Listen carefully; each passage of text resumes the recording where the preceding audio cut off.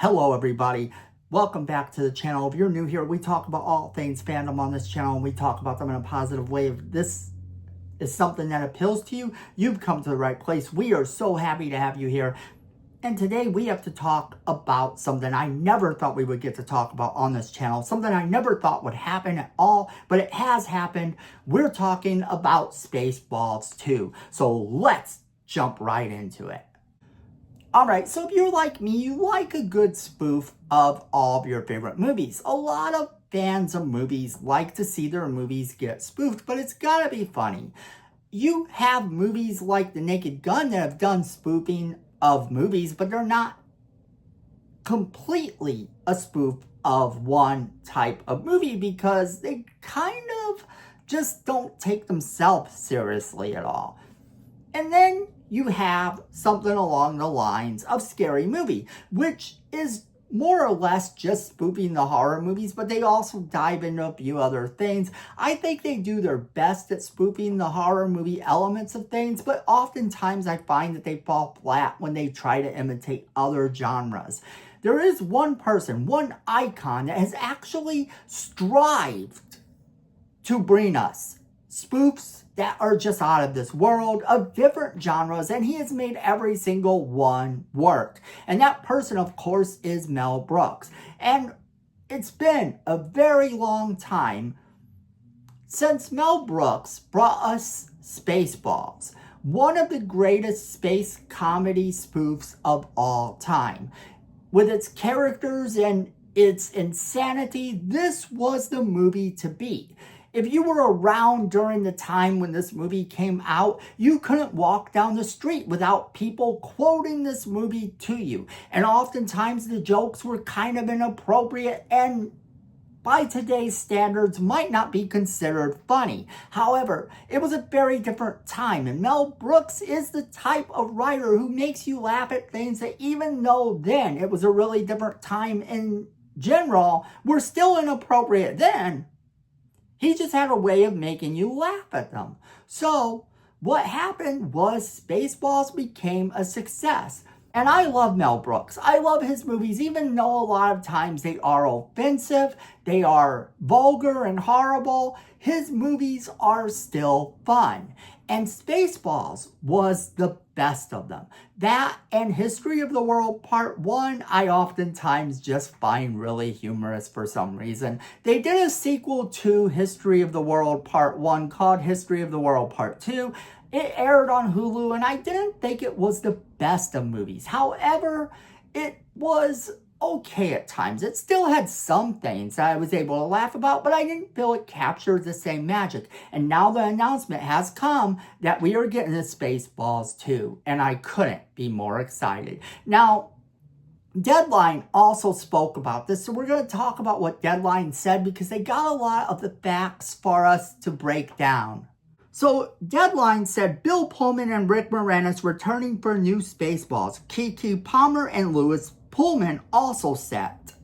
Exclusive updated with new non-exclusive details. Bill Pullman and Rick Moranis are set to reprise their roles as Lone Star and Dark Helmet in the new Spaceballs movie from Amazon MGM Studios, with Keke Palmer joining the cast. Now, right there, it's pretty cool because we're getting two of the people that we know are returning, and there's more. The article's going to tell us that there's more. However, the inclusion of Keke Palmer, who I actually do love everything she's in. I think she's brilliant, and I think she'll be a nice little addition to this movie. Amazon declined to comment, and character details for Palmer are still under wraps, as is the sequel's plot. Also newly aboard in an undisclosed role is Bill Pullman's son, rising star Louis Pullman of Thunderbolts. Now, Louis Pullman is playing a role, and a lot of people are speculating that this role is going to be the role of Lone Star and Princess Vespa's son. Louis Pullman would be kind of fun to have in there as their son if you're going with that whole sort of sequel type of making fun of the Star Wars sequels that they had, because it's been so many years I could see them doing that. It goes on to say The addition of Moranis, though, is particularly striking, as the actor hasn't been seen much on screen in decades. As announced this morning, the original film's director and star, Mel Brooks, will also feature in the cast once again, and he will be playing his classic role of Yogurt. It says, slated for release in theaters in 2027, the film has been described by those who have not yet read the script as a non-prequel, non-reboot, sequel, part 2, but with reboot elements, franchise expansion film. That's insane. That about describes how I think that Mel Brooks would operate this film, and I think that's wonderful. I love this idea for this film already. They don't have to tell us much on a script. If they're giving us stuff like this, you know it's coming from the people of the movie telling us exactly what to expect from this movie, and that's just brilliant. It goes on to say that Josh Greenbaum will direct from a script by Benji Samit, Dan Hernandez, and Josh Gad.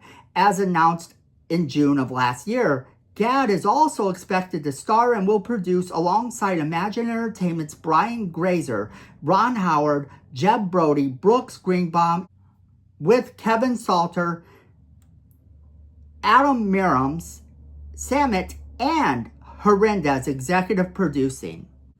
Then, it goes on to tell us about the plot of the original and how that movie went down. It tells us about how Bill Pullman rose to fame and how Rick Moranis rose to fame. But if you have not seen the original Spaceballs, you owe it to yourself to check it out. It is one of the most brilliant comedies out there. It spoofs the Star Wars franchise so great, and it's so much fun to watch and see how much they can get away with, because they do get away with a lot of things in this movie I don't think you could do now. That's the only part that worries me about this movie, is that if they're doing something like they used to be able to do, you're not going to be able to get away with everything you used to be able to get away with. But if anyone can, it's going to be Mel Brooks. So while I'm looking at this movie from an honest point of view, being a little worried that we're not going to get the same level of brutal comedy that we've grown to expect from Mel Brooks, as you just can't do a lot of the things he used to do, I also find myself being really excited about the concept of this movie, because it does hold a very special place in the hearts of everyone who loved the movie. And there were a lot of people who loved this movie back in the day. You couldn't hang out with any of your friends without them saying a line of this movie to you at one point or another. It was one of those types of movies, and it was fun for that reason. Now, honestly, I love the concept that they've given us so far. I do want to hear more about it, and I want to be able to bring you guys more information about it as well.